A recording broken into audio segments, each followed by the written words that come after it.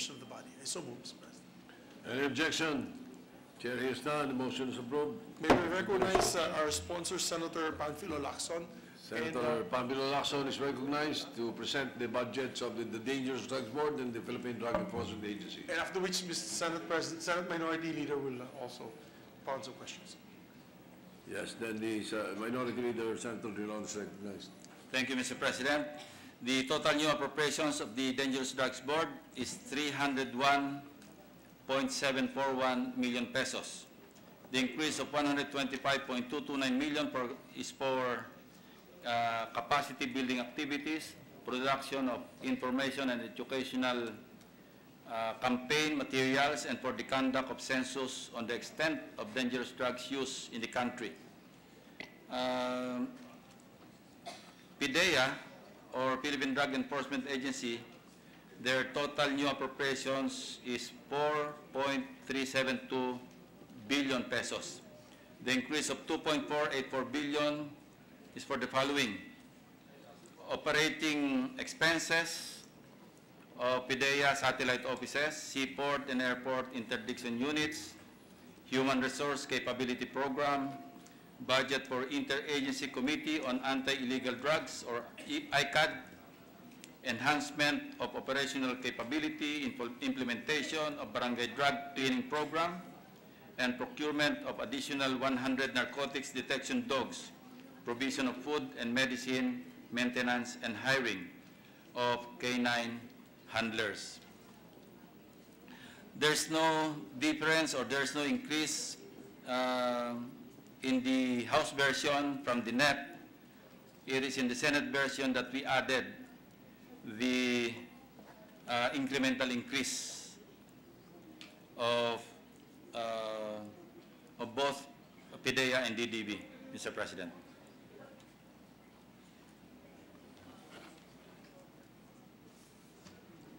Mr. President. Yes, Senator Rilon is recognized.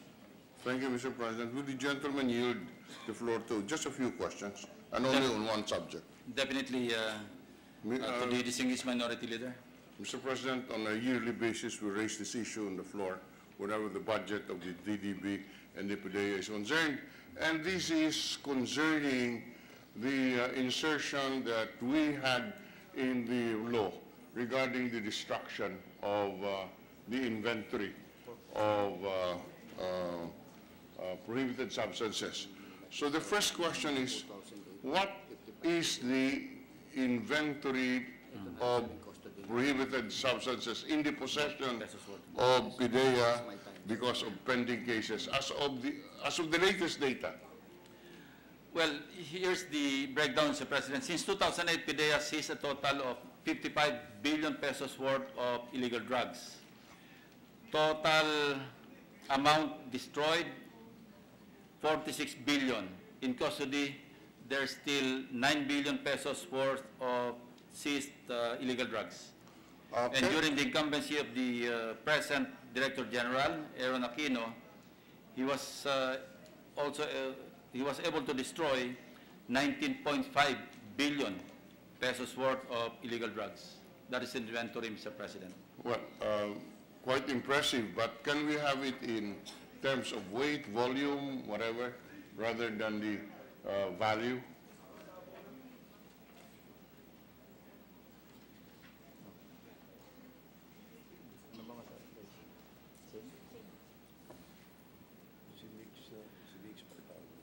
As of October 31, 2018, Mr. President, no, ito yung destroyed na inventory, present inventory, in your possession, yung 19.5. You're referring to the present amount of illegal drugs in custody? Yes, in custody. In custody. Because, and I'm raising this to put it in context, because as the gentleman sponsor is fully aware, there is a provision in the law which requires the destruction of this inventory within 72 hours? 72 or 24 hours in order, yeah, within 72 hours. within 72 hours, in order to prevent recycling, which was the before the source was a source of a problem. I do not know the situation today, but that was the purpose of our amendment to the law. And in the previous budgets, when we raised this, there was always there was no satisfactory report, principally because of the lack of coordination between the judiciary and the law enforcement. And I could not understand why such could not be resolved when a memorandum of agreement could easily be entered into, and enough safeguards can be in place in order to protect the rights of the accused. So that is why we always look at this and see how this provision is being implemented. So as of October 31, 2018, the gentleman sponsor was about to spread into the record Yes, the Mr. inventory. Total 2.3 tons or 2,311.77 kilos, broken down as methamphetamine, 1,645.52 kilograms or 1.6 tons. Liquid methamphetamine, 303.03 liters. Marijuana, 119.19 kilograms. Cocaine, 54.78 kilograms. Ecstasy, 20.14. Ephedrine, 31.64. Others, ano itong others? 440.5 kilograms. Ano yung other?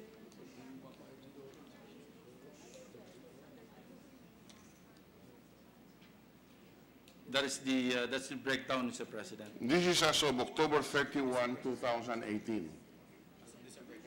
As of December 31, Not 2018. October, sorry, December 31. And how would this compare to, say, the period of December 31, 2017? Does it increase? Does it reduced? What? As of December 31, 2017, Yes. 1,355.14 kilograms of solid, yung liquid 1,097.49 liters. So it's almost the same, Mr. President. 2.3. Yes. No, just for solid, there's an increase of 1,000 kilos or 1 ton. 1 ton. Yes. That's almost, Yung liquid, nabawasan po ng 700. kung ma-increase po ng 1 liters. ton, then that's almost 50%, if 2.3 tons. That is correct, Your Honor. That's, I do not want to pass a judgment as to whether it is alarming or not. But is the provision of the law being implemented in the sense that the destruction of the contraband is done within 72 hours from the date? I do not think so, and they feel helpless on this because they cannot just dictate on the court or the judges to destroy, because it will be dependent on the order of the Yes, court. we realize that. That is why the provision of the law recognizes that, sir. But it is obvious that it's a question of coordination, and maybe this is not I do not know to what extent has coordination been made, is there an, and I would like to think that a circular, joint circular of the PDEA and, say, the court administrator would be one way to ensuring compliance with this law, with this provision. I do not know whether it has been done. As we speak, Mr. President, the DG Aquino intimidated to me that they're headed towards that direction. They're going to draft a MOA or whatever it will take to expedite the destruction of the seized illegal drugs. Yeah, because the judiciary must be more proactive in this regard. Otherwise, the possibility of recycling is always there. And you and I know, Mr. Sponsor, the evils in the past that resulted out of this large inventory, usually of prohibited drugs, waiting disposition by the courts. Having come from law enforcement, I am completely with you on that, Mr. President. Because when I was Secretary of Justice, a lot of cases were dismissed because when the substance is brought to court and it no longer corresponds to the weight when it was apprehended, ang sagot po ng pulis, kinain ng daga, kaya lumiit na lang. And you know, that was some time ago. That's why I'm raising this question again. And let me, okay, I will not tarry on this very long, but I do hope that the head of the PDEA will take extra effort to come with a MOA or a joint circular with the court administrator directing the trial courts to comply with this provision, because the provision is very clear. It's not subject to interpretation, and there are enough safeguards. It must be done in the presence of the accused or his counsel, in the absence of the accused, the barangay captain. Nandun po sa batas yun eh. They will do it tomorrow, Mr. President. Good. So that when at the next opportunity. Kung hindi matagal yung interpellation ni Senator Gordon, baka ngayon tutuloy na sila doon. May we know from the majority leader if Senator Gordon is scheduled to interpellate? And then we'll have to have, we can wait for the MOA by next year. At any rate, Mr. President, Yes. the following safety measures and controls for the storage facility have been undertaken by PDEA. Number one, naka-equip na sila ng CCTV cameras just to monitor. Tapos merong double metal doors, surrounded by metal grills, limited access. Only authorized personnel have keys to the locks. And then, secured na ito ng biometric, fingerprint and face recognition, equipped ng fire extinguisher. So walang dagang makakapasok, Mr. Good. President. Because I cannot help but recall certain incidents when I was Secretary of Justice where lives were lost because of recycled contraband. I also had the same experience. That's why when I was Chief of Task Force Sabagat and we confiscated the biggest haul so far at that time, 30 kilograms, I literally slept with the evidence, with the contraband. Yes. And when it was weighed for destruction, tumaas pa ng ilang pounds, Mr. President. Well, okay, Mr. President, as I said, we'll not delay the approval of the budget of the PDEA. We just want to await this memorandum of agreement and or whatever joint circular, and we will again look at this in probably 8 months' time when the 2020 budget is again before us. No, without even consulting with the Director General, they will comply tomorrow, Mr. President. Okay. Assuming that Senator Gordon can finish the interpellation tonight. Thank you, Mr. President. Thank you, Mr. President, Singh sponsor. He heard you. Mr. President, may we recognize Senator Richard S.T. Gordon. Senator Gordon is recognized. I hope there will be no short-term extension, Mr. President.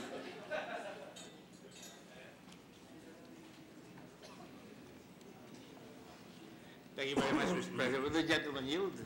Of course, Mr. President, willingly. Thank you very much. I apologize. I had some DFA folks upstairs and some constituents.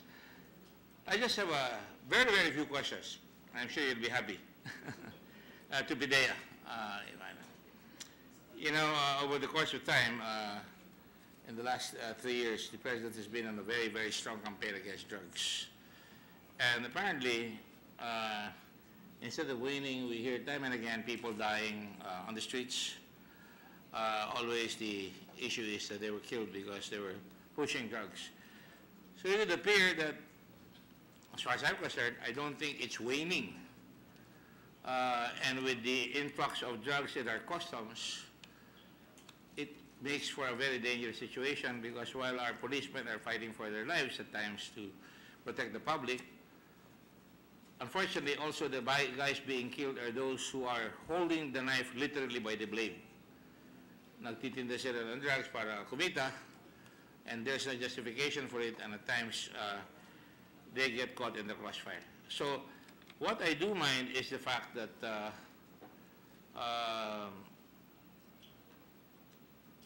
you have a lot of intelligence funds in the PDEA to the tune of 423.6 million pesos.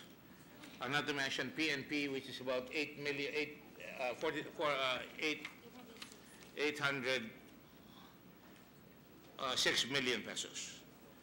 Of course, customs has 69.5 million. But in spite of that fact, narulusutan pa tayo sa customs ng mga drugs. And to me, it is a big letdown because bakit nakakalusot samantalang may intelligence fund tayo? At ang kasama pa, and I'm not being personal here, ay yung number 2 ng PDEA na inabot mo na siguro ni General Aquino. Inabot mo na General yan. Inabot na ni General Aquino yung si Kuano, si Pardo. Pardo ba yun? Yeah. Inabot mo na yun. Inabot mo na yun? Yeah. That is correct, Mr. President, Your Honor. So, knowing that and knowing the results of our investigation, which, by the way, I will submit already, it's already finished since 2 weeks ago, I just worry na up to now, for example, nalusutan tayo doon, the intelligence funds are there, it seems na wala tayong nahuhuli. At pag nahuhuli, napetepok pa. That is not good for our country. At the same time, worse, it diminishes the confidence of our public when big chunks of drugs come in the billions. And may kasama pang number 2 ng PDEA. So what are we doing about that?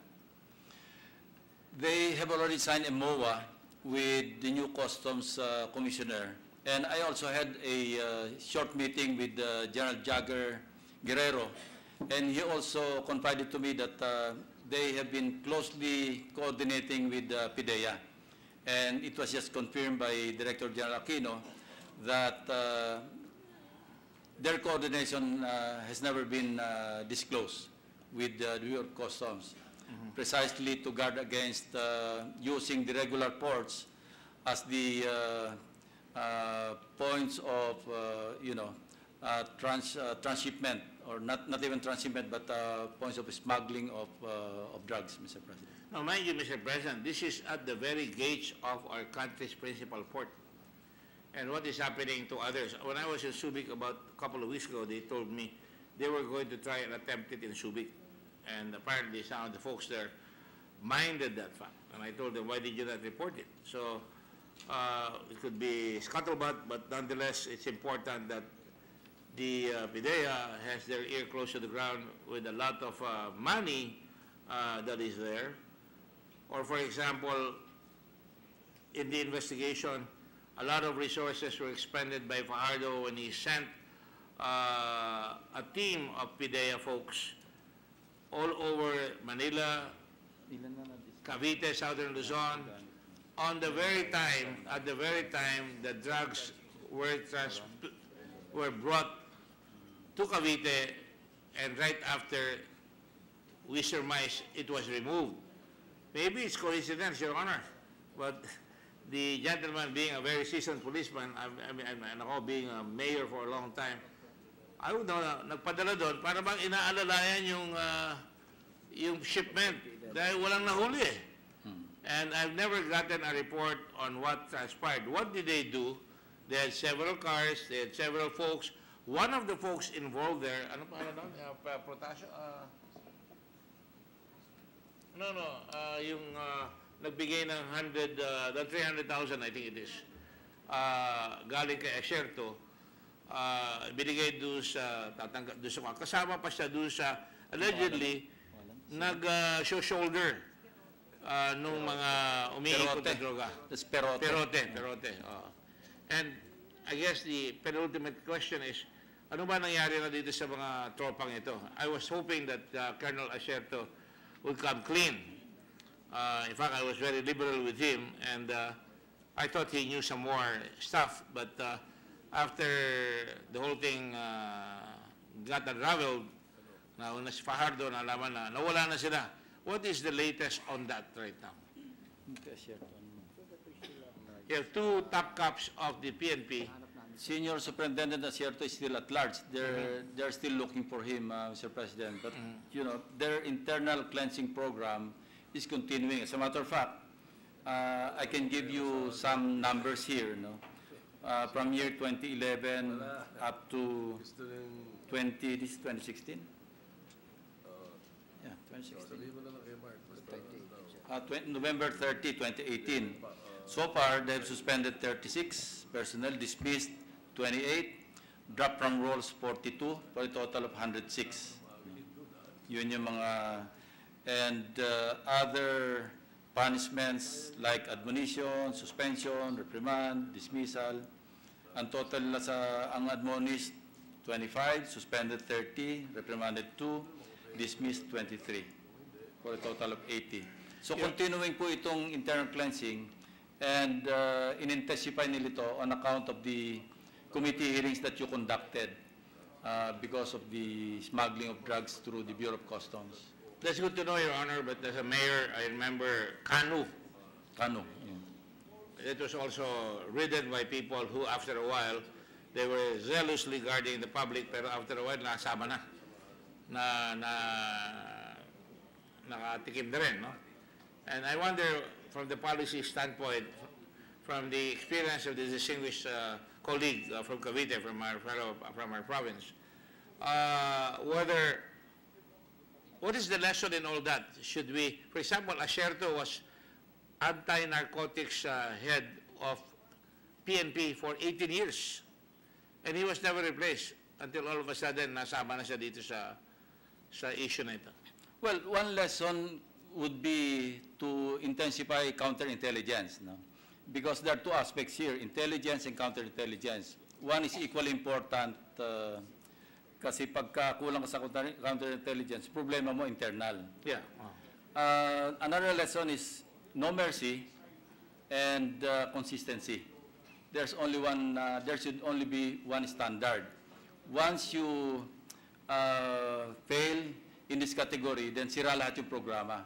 When you want to reform, you should really show your people that only one standard is being followed. And I guess being mayor of Olongapo, you are practicing the same standard, In fact, Mr. President. you have to be firm and fair. Yes, Mr. And to President. make sure that you're consistent. Cannot agree more. That's right. So I was hoping that with General Aquino's leadership, he should be able to try and clean up the slate on this very, very sordid affair, because no less than the #2 guy of PDEA was involved. And it didn't help that you had pictures, although the pictures can speak 1,000 words. I took at face value your statement na it was happened to be the birthday. Was it the birthday or Fajardo's birthday? Fajardo's birthday. Fajardo's birthday, and you were all there, and it didn't look good, especially on Facebook. Makita ng gano'n na nakakasama-sama tapos involved yung dalawa doon. No? So having said that, Mr. President, I would caution very seriously, in fact, even admonish the fact that we have to be tight insofar as PDEA is concerned, because a lot of marbles are involved by the President, by the country, and most of all by the young people who are going to be affected by drugs. Kailangan talaga meron kayong palaging immersion on the duties. It's like a doctor who gets used to blood. Hindi na siya natataranta, akala ng mga pasyente, hindi mo kami pinapansin, wala kang empathy. So perhaps it's time that we start looking at what we call psychosocial support.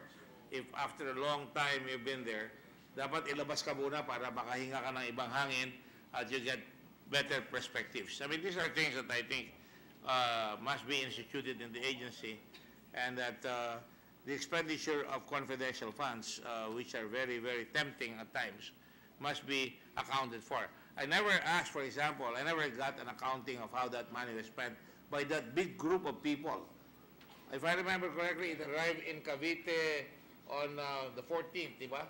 But by the 15th, a shelter was saying, may parating pa dito sa customs dito sa Maynila. Of course, alam na nila lumabas na eh.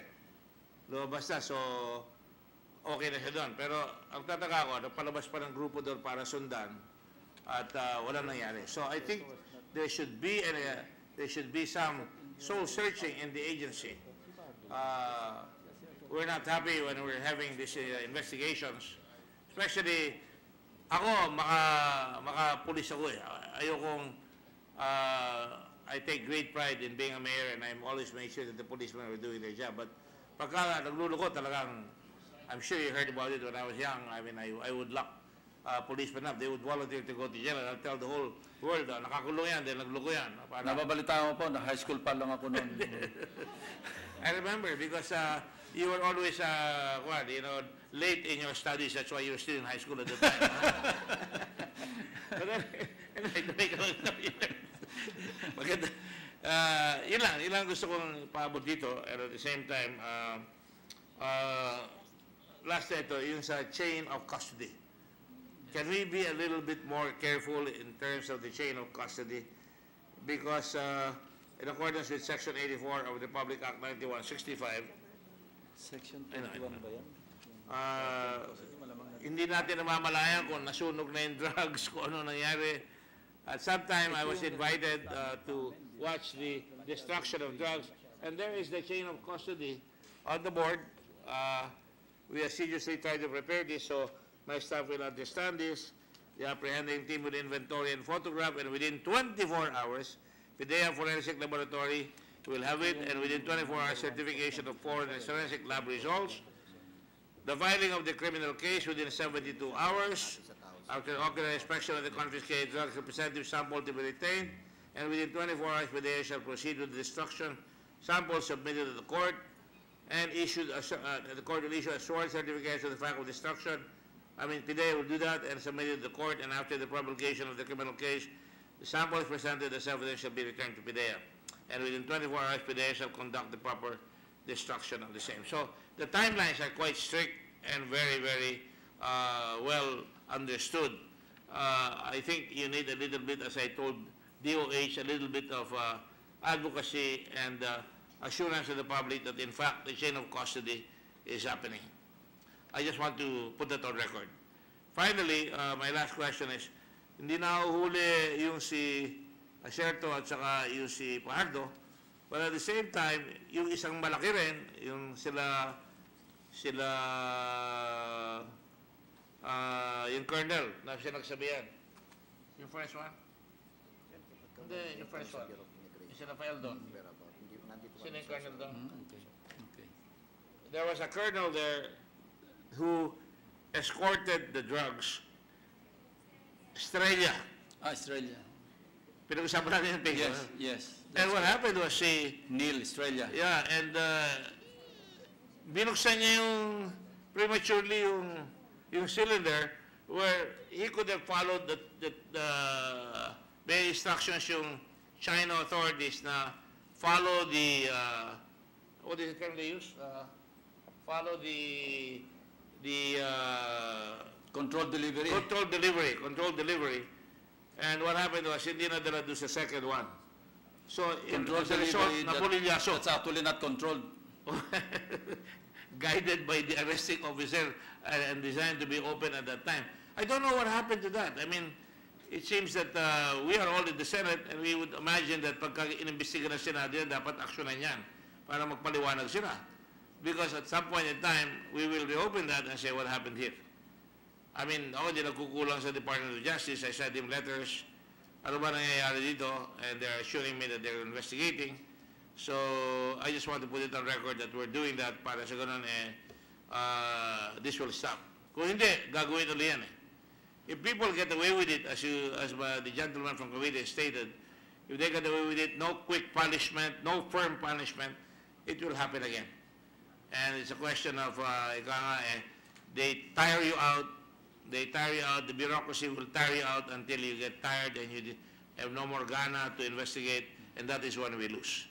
That is all I want to say, Mr. Chairman. Thank you, Mr. President. Thank you very much. Your Honor.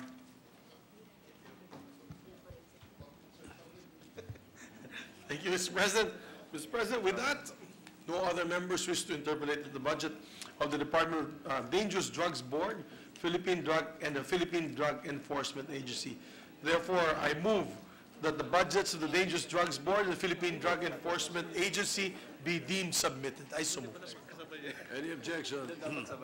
There being none, the motion to submit the budgets of the DDB and the PDEA is deemed as in order. I just have some.